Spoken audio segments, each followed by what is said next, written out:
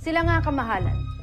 Ang kambal na mandirigma na siyang magdadala sa atin ng ating tagumpay dito sa Terra Ertu.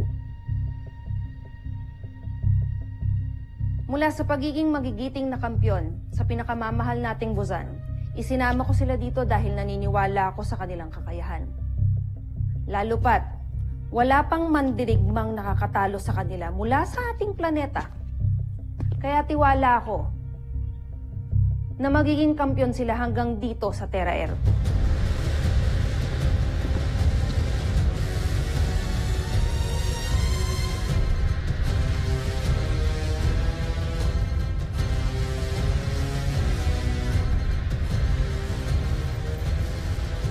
Nagbibiro ka ba? Itong dalawa ang itatapat mo kay Voltes 5? Hindi ka lang pala kirat, General. Kundi bingi rin. Hindi ba't yun ang sinabi ko ngayon lang? Mawalang galang na, ngunit ikaw yata ang naman. Sa tingin mo may laban ng dalawang to kay Voltes 5? Mawalang galang na, General. Ang ibig kong sabihin... Mawalang galang lang din.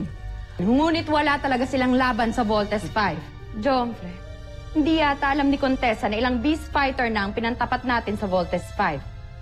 Mga beast fighter na malalaki, matataas, malalakas, makapangyarihan, at matitikas. Na may iba't ibang kakayanan. At pati na rin armas, pati na puwersa, na akala namin ay tatalo sa Voltes 5. Ngunit sa huli, kami pa rin ay nabibigo, natatalo, at napapahiya. At sila ang gusto mong lumaban sa Voltes 5?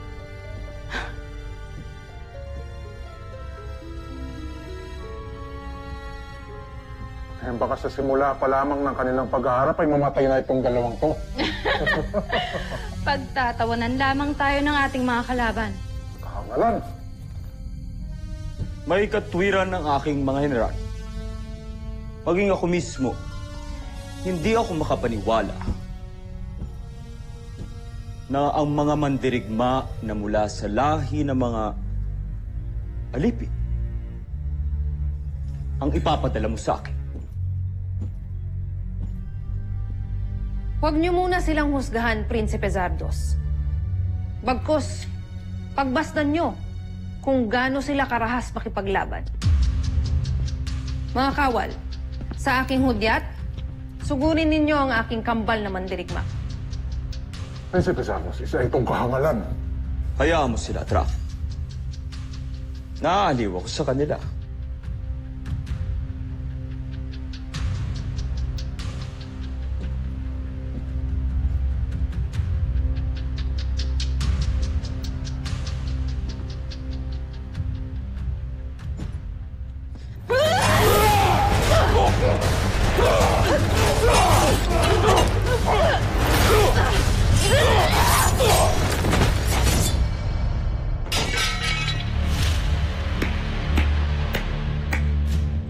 Mahusay, napakahusay.